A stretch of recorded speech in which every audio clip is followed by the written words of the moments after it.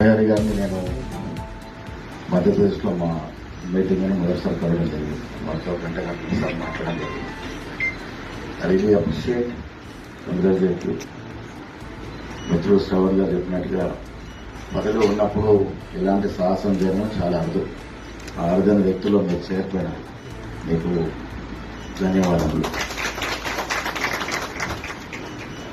బీసీల విషయానికి వచ్చినప్పుడు చాలా లోతుగా అధ్యయాలు జరిగినటువంటి సందర్భం.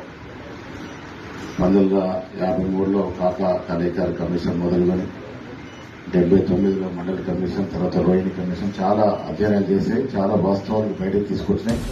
కొంతమేరకు విజయం కూడా సాధించగలిగినాం ఈ కమిషన్ల వల్ల.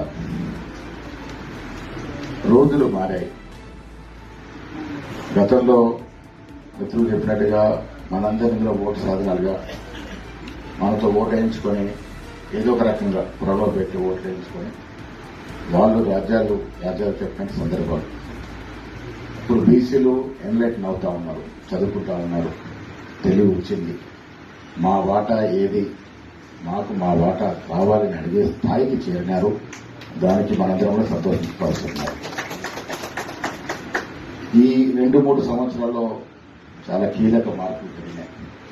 ముఖ్యంగా రాహుల్ గాంధీ గారు లీడర్ ఆఫ్ ఆపోజిషన్ ఈ బీసీ నినాదాన్ని భుజాన్ని వేసుకుని చేతబూని వాడలా తిరుగుతూ గత 5-6 సంవత్సరాలుగా ఎనలేని ప్రచారం తీసుకొచ్చినటువంటి మాట వాస్తవం.